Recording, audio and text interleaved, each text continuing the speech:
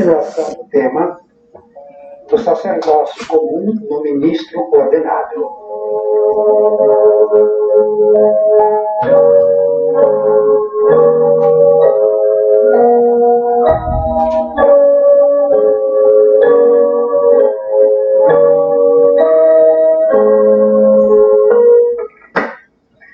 Na sequência desse discurso, emerge logicamente o tema da relação entre consagração sacerdotal e consagração virginal. Dissemos que a consagração pelo sacramento da ordem é uma consagração que especifica ulteriormente a consagração pelo sacramento do crisma. A consagração pelo crisma cria em nós uma estrutura funcional pela qual somos habilitados a estar presentes no mundo em nome de Cristo, a agir em nome de Cristo e a falar em nome de Cristo. Por nosso intermédio, então, é Ele quem se faz presente no mundo, age no mundo e fala no mundo. É a mediação do sacerdócio comum. A consagração pelo sacramento da ordem especifica ulteriormente essa consagração pelo crisma, porque cria em alguns uma estrutura funcional pela qual não apenas são habilitados para estar presentes no meio do mundo em nome de Cristo, para agir e falar em seu nome, mas para presidir ao ato pelo qual todos os cristãos precisam estar presentes no mundo, agir e falar em nome de Cristo. Sem esse serviço de presidência, como vimos, o estar presente no mundo, o agir e o falar fica ineficaz em sua virtude anunciadora, porque em nossa missão anunciadora, se quem anuncia não for o Senhor Jesus, pelo ser, pelo agir e pelo falar, nós também não anunciaremos verdadeiramente. Sem o serviço da presidência, pelo qual o Senhor Jesus se faz presente em nosso ser anunciante, em nosso agir e em nosso falar, o anúncio fica ineficaz, porque então o contato real com aquele único que pode estar presente, agir e falar, se torna impossível como contato real. Se ele, finalmente, e somente ele, não se fizer presente, e não agir e não falar, o mundo não poderá ser salvo. É assim que o sacramento da ordem especifica ulteriormente o sacramento do crisma. Não especifica o batismo. O sacramento da ordem deixa intacto o batismo. Quem especifica ulteriormente a consagração batismal é a consagração virginal. Especifica-a ulteriormente e modifica, porque a faz produzir agora, no tempo, um efeito que só é produzido depois, na eternidade. A consagração virginal não modifica o crisma e, consequentemente, não modifica a ordem, no caso em que for dada a um ministro ordenado. Não modifica no que respeita à realidade significada pelo sinal, mas influi na força significativa do sinal. E está nisso a sua especial importância, quando as duas consagrações se associam na pessoa do ministro ordenado. A consagração virginal modifica o batismo, porque antecipa a situação futura do pertencer a Cristo e do ser igreja. Consequentemente, uma vez que no pertencer a Cristo e no pertencer aos que pertencem a Cristo está a vida, e que a vida não é recebida se não for transmitida, a consagração virginal produz nova e especial fecundidade apostólica. Quer dizer, então, que confere nova e especial eficácia ao sacerdócio comum, o qual, por sua vez, quanto maior eficácia tiver, mais haverá de melhorar a força significativa do sinal do ministro ordenado. O exercício da maternidade virginal ou da virgindade materna reforça a força significativa do sinal pelo qual o ministro visibiliza o único pai e o único esposo. Dissemos que a Igreja, ou melhor, Pedro, optou por chamar ao ministério sacerdotal só os homens nos quais discernem sinais do chamado divino à virgindade cristã, e que livremente querem responder a esse chamado. No próprio rito da consagração sacerdotal, portanto, embutiu um rito de consagração virginal. Em dado momento do rito da sagrada ordenação, o ordenando faz voto de castidade. É verdadeira consagração virginal.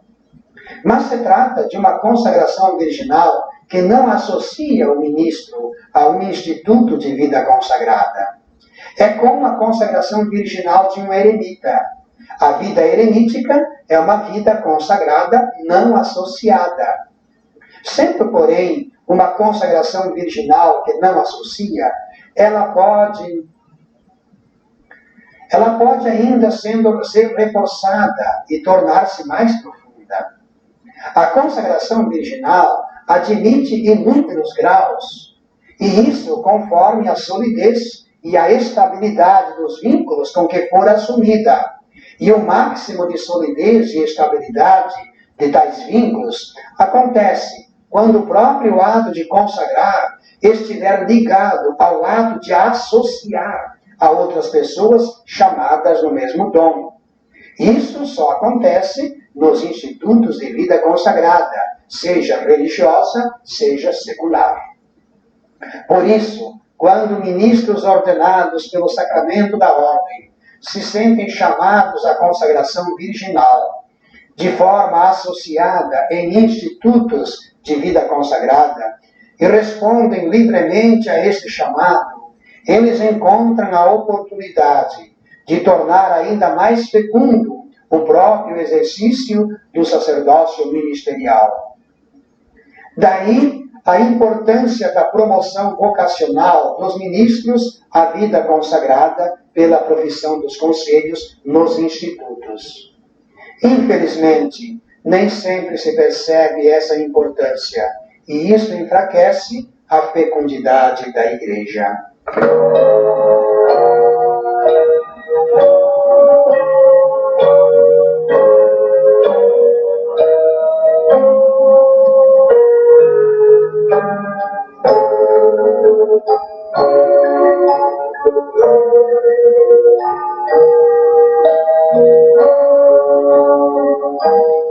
O esposo e a esposa.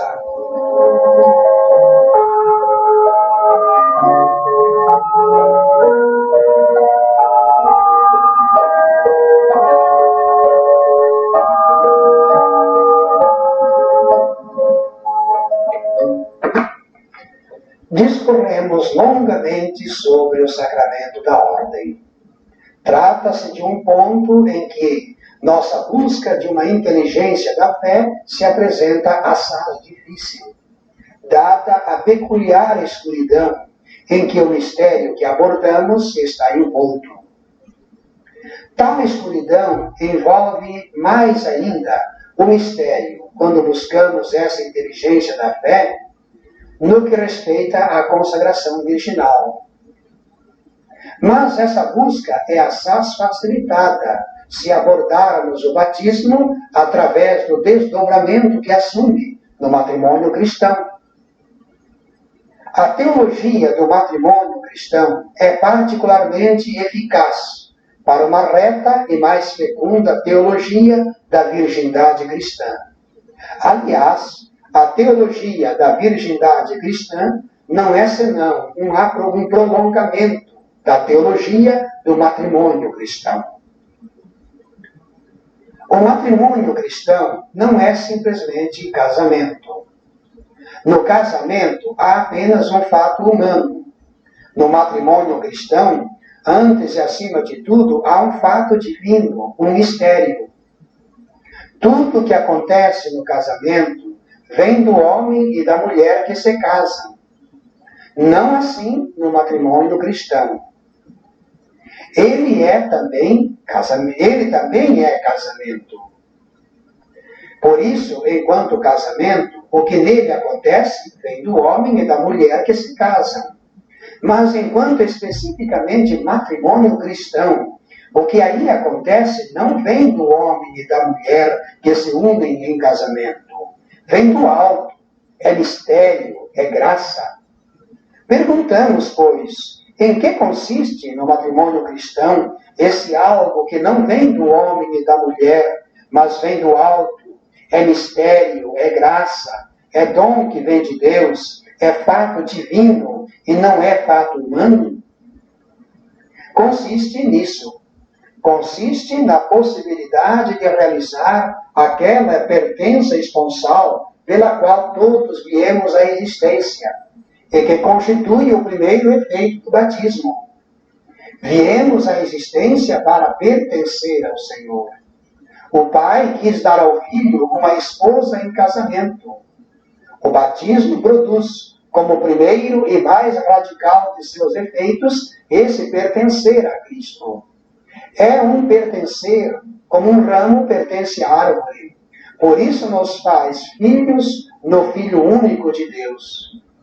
É um pertencer, como o corpo pertence à cabeça. Mas é também um pertencer, como a esposa pertence ao esposo. Ora, na vida terrena, o auge dessa pertença acontece no desdobramento que o batismo assume no matrimônio dos batizados. O matrimônio dos batizados é mistério, graça, dom que vem do alto, fato divino e não apenas fato humano, porque nele, sempre pela virtude do Espírito, os que se casam realizam sua pertença esponsal ao Senhor, cada um mediante o outro, isto é, mediante o cônjuge. O matrimônio cristão é sacramento, porque nele a pertença esponsal ao Senhor, pela qual viemos à existência, realiza-se mediante o cônjuge. Este homem batizado, vivendo o seu matrimônio enquanto sacramento, realiza sua pertença esponsal ao Senhor mediante sua entrega à mulher que escolheu por sua companheira.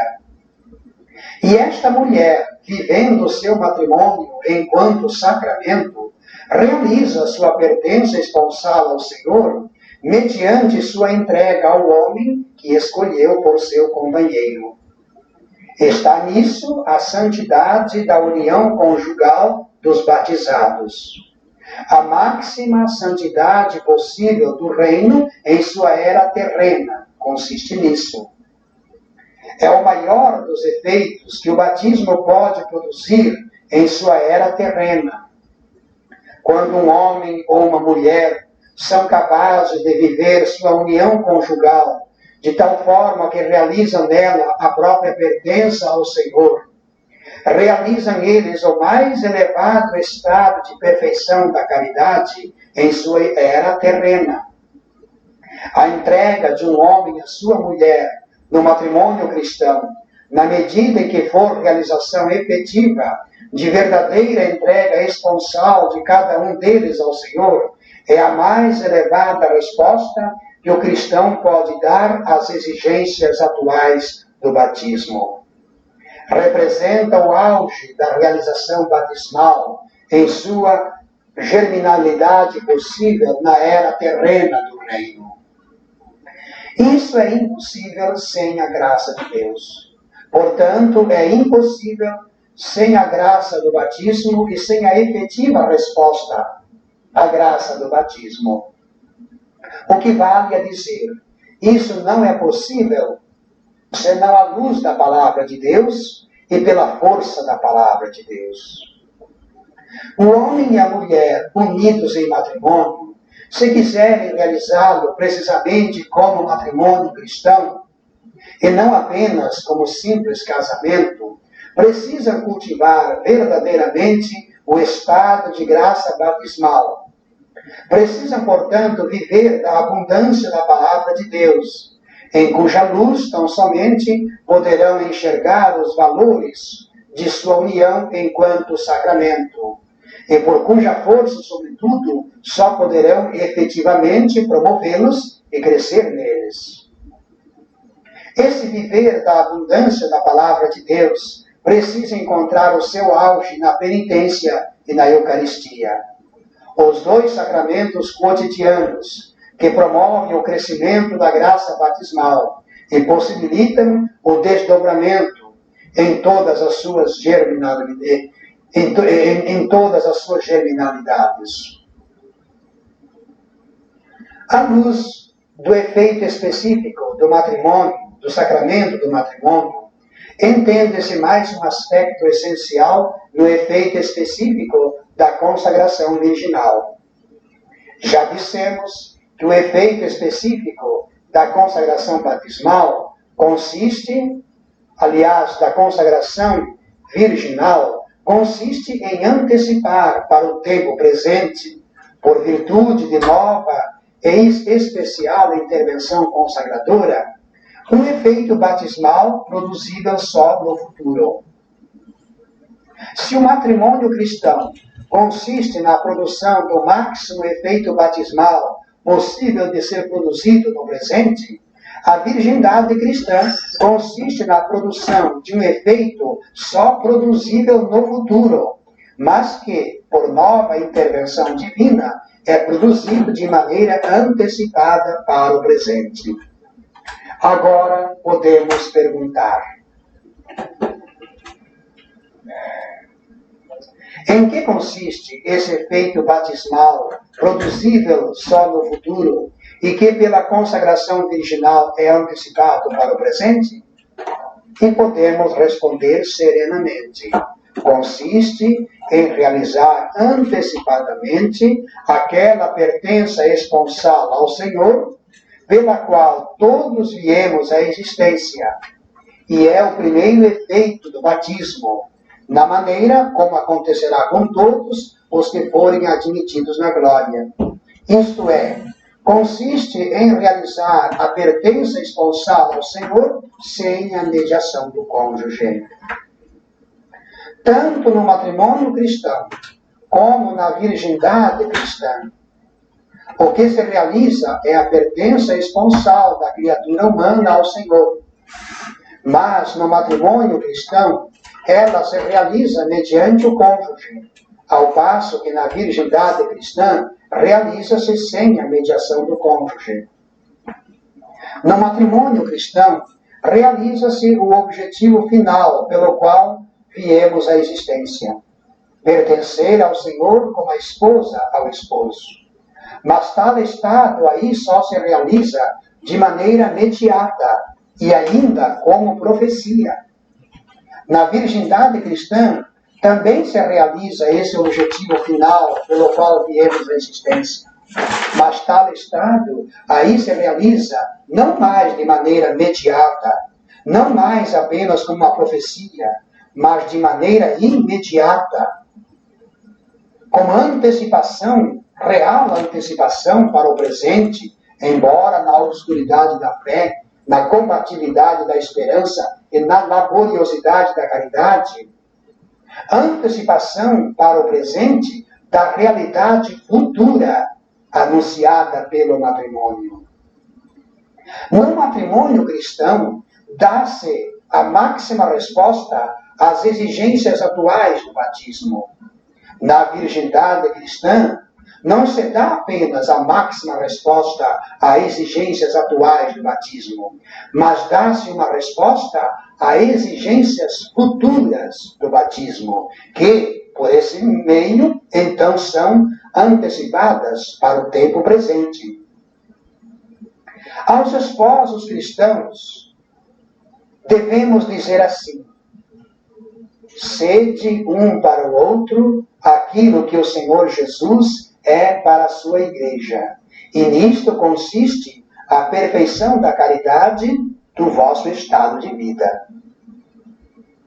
Aos homens e mulheres consagrados na consagração virginal, em vez, devemos dizer assim: sede para o Senhor aquilo que no matrimônio a esposa é para o seu esposo, E nisto consiste a perfeição da caridade do vosso estado de vida.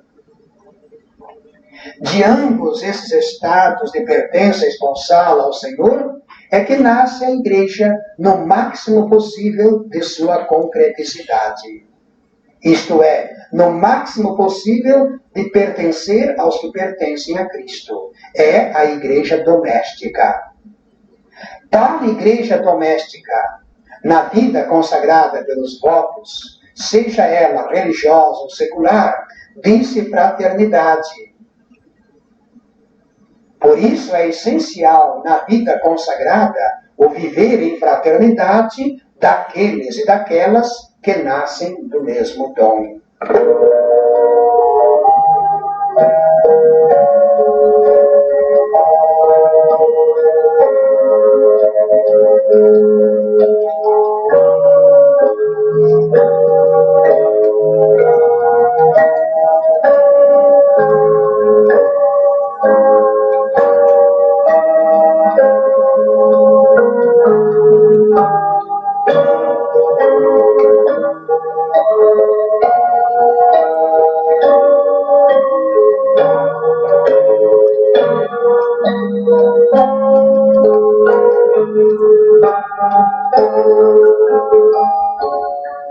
A radicalidade da fé, da esperança e da caridade.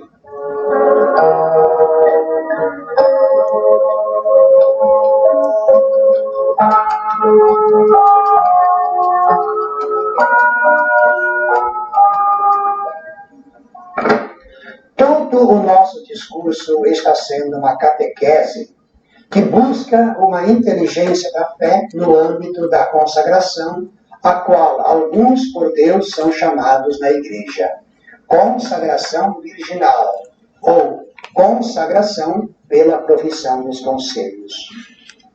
Para fazer isso, primeiro perguntamos pelo motivo mais profundo pelo qual a criatura humana veio à existência. E falamos muito dessa virgindade que só pode vir de Deus e que nos torna dignos de ser desposáveis pelo Filho de Deus feito homem. Procuramos também entender o sentido dessa virgindade. Em que consiste? Em que condições ela é possível? Qual é o seu meio vital? E fomos dar uma teologia dos sacramentos. De que maneira o Senhor nos higieniza? Entendemos finalmente que ela se torna concretamente realizável pela ação de todos os sacramentos. Ela não é um sacramento no sentido como são cada um dos 7 sacramentos. O rito de consagrar um homem ou uma mulher com essa consagração não é um rito sacramental como o que se dá em cada um dos 7 sacramentos.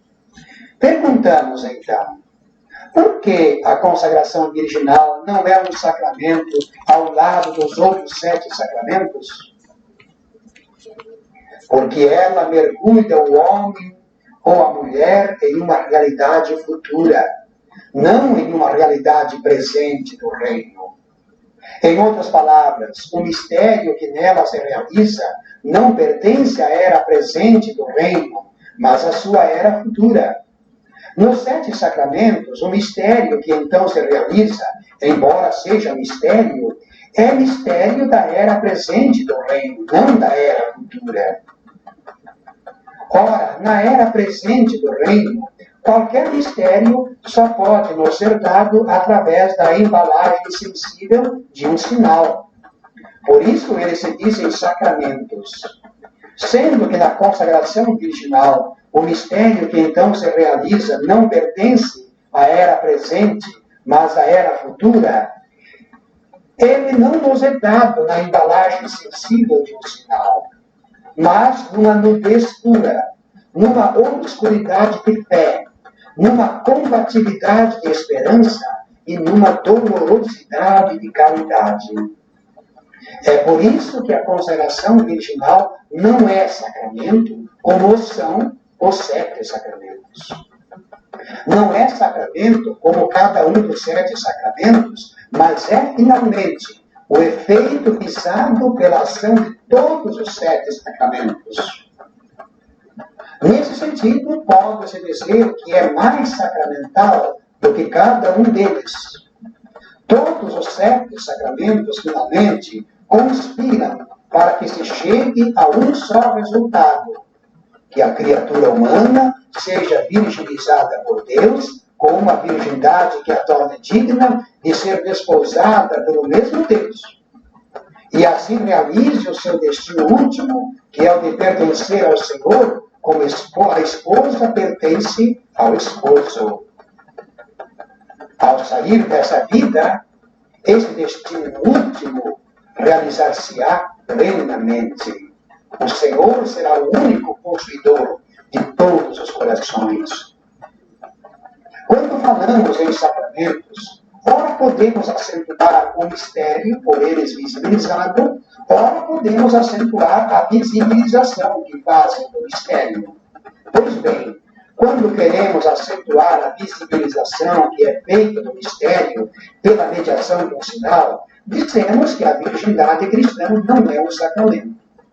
No mesmo sentido, como são os demais sacramentos. O matrimônio cristão, por exemplo.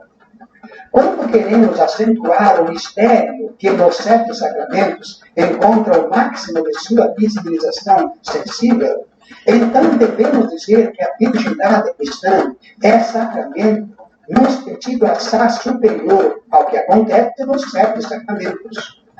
Porque é o resultado final, visado no futuro, não apenas por este ou aquele sacramento, mas pela ação de todos os 7, como também de todas as demais ações sacramentais da Igreja, que ficam aquém da ação dos 7 sacramentos. Devemos dizer que na Igreja existem ações sacramentais que estão dentro dos 7 sacramentos. Há outras ações sacramentais. Destas, algumas ficam aquém dos 7 sacramentos. A consagração virginal é uma ação que não fica nem dentro nem aquém, mas além dos 7 sacramentos. Pois bem, aqueles que são chamados por Deus à virgindade cristã e respondem a esse chamado com a totalidade que tal resposta supõe, são homens e mulheres que mergulham de maneira humanamente desconcertante no mistério da criatura feita nova em Cristo, ao ponto de se tornarem desde já filhos do século vindouro, no qual Deus será tudo. Ninguém pode compreender esta palavra, mas tão somente aquele a quem for dado.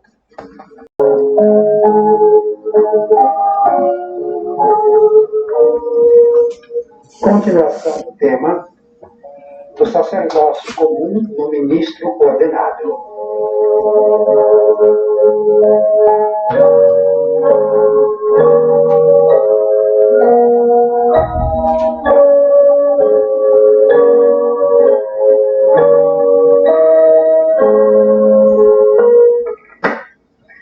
Na sequência desse discurso,